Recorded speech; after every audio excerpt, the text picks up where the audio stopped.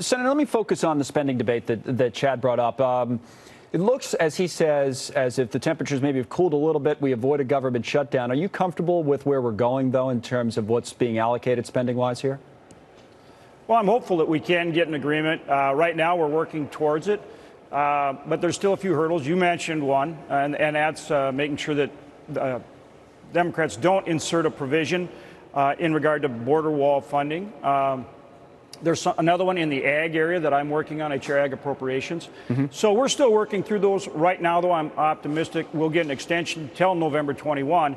As Chad said, then some of these other issues are going to have to be resolved to get a full year funding in place. You mentioned agriculture. We've talked a lot to you about the farmers in your state, the impact the trade war has had on them in North Dakota. The bailout for the farmers would continue to be part of this, right? I mean, how long can we go on with that being a kind of the policy of the country, that these farmers are hurt by trade and the government bails them out? Well, that's one of the provisions I'm making sure gets squared away, and that's that assistance that farmers are getting right now. That's a very important one. We think we're going to get House Democrats to come around. Right now, they're moving the right direction. That has to be fixed. We're working to do that.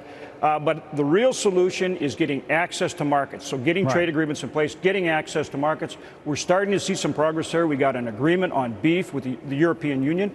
And also with Japan, you saw the agreement in principle, and it looks like when President Abe is here, we could get a signed agreement with Japan, which helps us not only with beef, but with other crops like corn and wheat.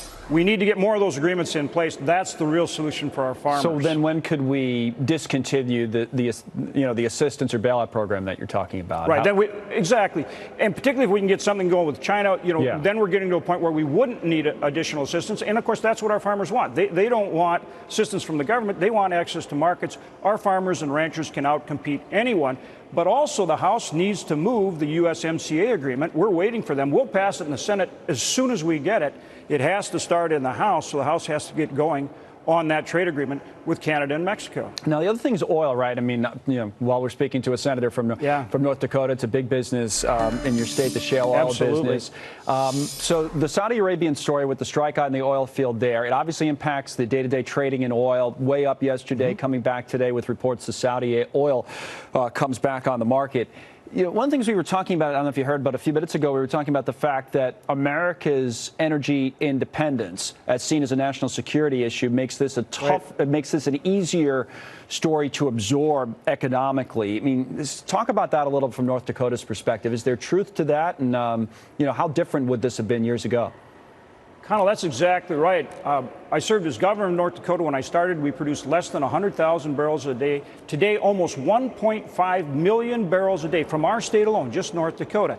Texas is the only state that produces more. But the point is, with this growth in oil and natural gas, we're now energy independent. That's made a world of difference as we apply strong sanctions to Iran, and we can still supply ourselves with energy. Now, hopefully what's going to happen here is we're going to keep those sanctions in place on Iran, and Europe's going to join us because we've got to stop Iran's state support for terrorism and the kind of attacks that you see them making in the Middle East. Even though they claim that they're not responsible, obviously we know they are, and we need to unite with our allies and put a stop to it. As a final point, could you see yourself supporting military action against Iran?